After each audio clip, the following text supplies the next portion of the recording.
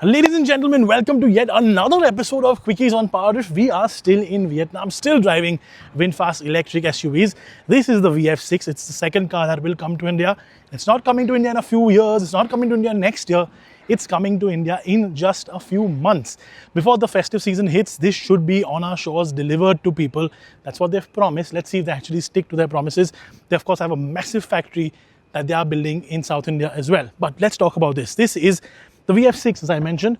It is their compact SUV, 4.2 meters, 4.3 meters long, similar size to the Creta. And because it's electric, this will of course go up straight up against the Creta EV and the MG Windsor, because of course they're similar size. But how will VinFast price this? Will they price it similar to the Creta EV at 23-24 lakh rupees, or will they price it sub 20 and take on the Windsor?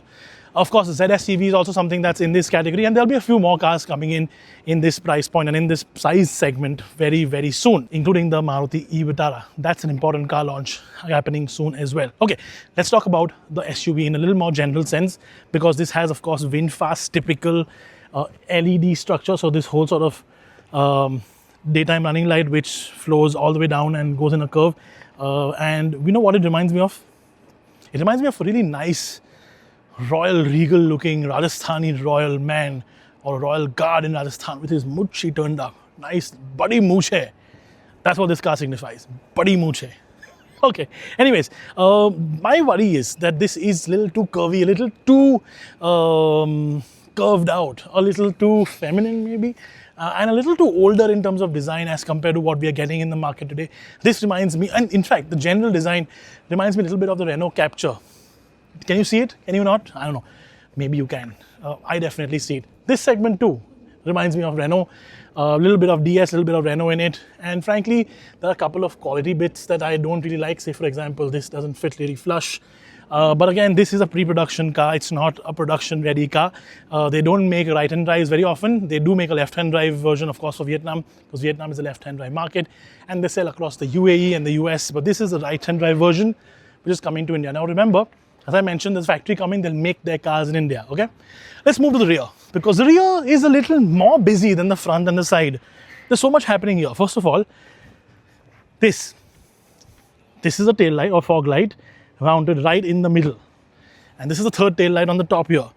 And then these are your sort of parking lights here, and these are your brake lights.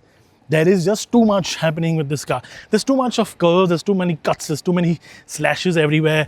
This tail light sort of doesn't line up here. It's like a little slash on the bonnet, on the back end here. In my opinion, this is just too busy a design language. This is a negative point for sure, because I think we are moving to a slightly cleaner design language with the likes of, say, the Creta EV, which looks honestly rather nice. But it does get a decent size boot, about 330, 350 liters, which means I can fit in it. Although I won't. Let's see what's underneath here. A tray which is sort of empty. Let's see if this opens up. Yeah, more storage. So you can actually remove this completely and you can actually have a larger boot, which is something they didn't tell us about. See, that's the good thing about having a curious brain. Although curiosity did kill the cat. Anyways, no electric tailgate. Of course, still manual. This segment doesn't get that many bells and whistles. But let's move to the inside. But I am going to actually get Tushar to come here, because he is helping me out with this Quickies video, and I'm going to direct him to go there while I go all the way around and get in this door. Now, first and foremost, a little bit of a soft touch here, but otherwise the plastics are slightly questionable. A little bit of a rough plastic here, rough plastics here. Only thing is, this little bit is nice soft leather. They've covered the plastic with a little bit of leather here. And frankly, if this was a different color like it is in the VF7, the video you already seen by now, because it is already live, if you haven't seen it, go check it out. What are you waiting for? We'll maybe link it here so you can actually go check it out. But similar to that, they've got like these little leather swatches everywhere, and the leather steering wheel still is great. Small, nice little steering wheel. Doesn't have the little driver sensor monitor on the cluster here. But let's start up this and see how it is. Now, same screen as the VF7, and I'm just going to put the AC down. Of course, AC is controllable through the screen. There are no real buttons. There is a little volume knob right here, but that's about it. Door unlock, hazard lights, gear selector, and then this is for the driving mode. Or actually, you can specify this button and you can make it what you really want. So, park, drive, neutral, reverse, And that's about it, nothing really else. The screen, of course, is very simple. It is not very big like the MG Windsor's is. It's similar size to what the Tiguan gets. Frankly, it looks like it's the same screen from the Tiguan too.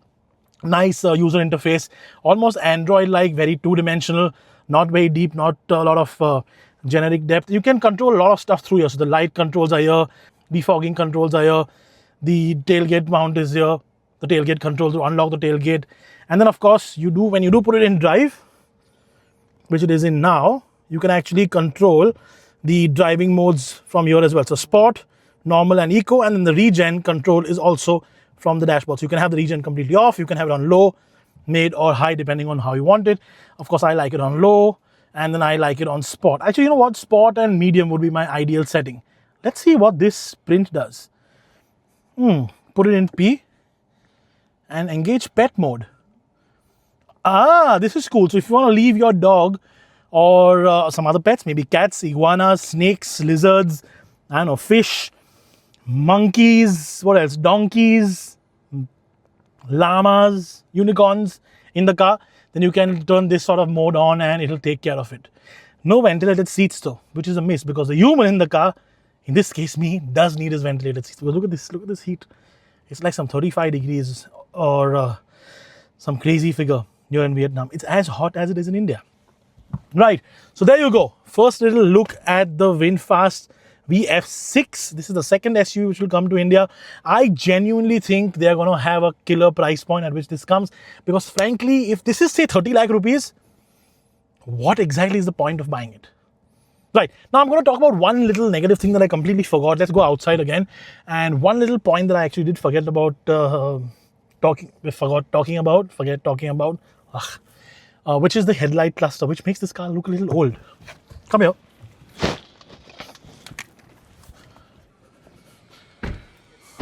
Frankly, it's the same problem on the VF7 as well.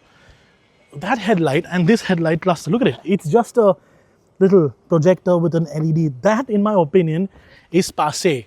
VinFast really needs to rethink their strategy and redesign that headlight before bringing it to India, because what they need to do is like a headlight with a little bit of sort of little bits and pieces of LED, like little smaller consoles.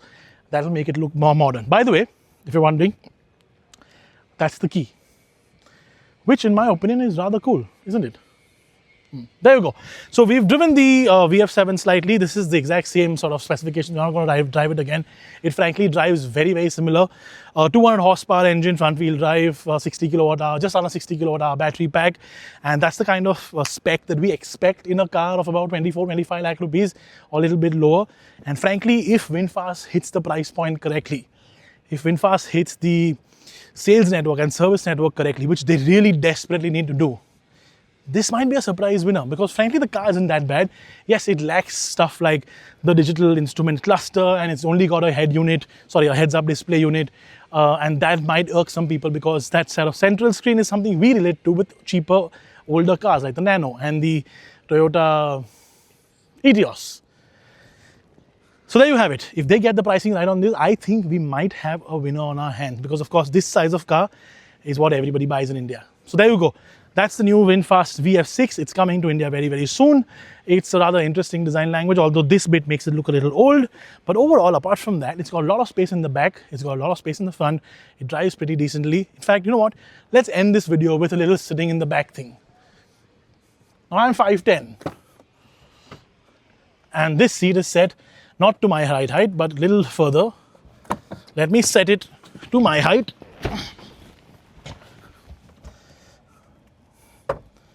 I'm going to put the key back here.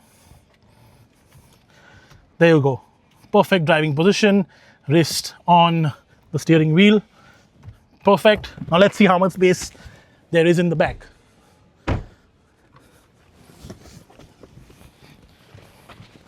Flat floor, of course, almost flat. There's a bit of a hump, but not too bad, right? Still some space, still a few inches to actually sit comfortably. And the seat itself is actually really rather nice and supple. Plus, it's got full black interiors, which I like. Okay, there you have it. That's a little quickies video that we've done with the VinFast VF6. Tell me what you think in the comment section below. And of course, the big question. I have to ask this. Would you buy a Vietnamese car?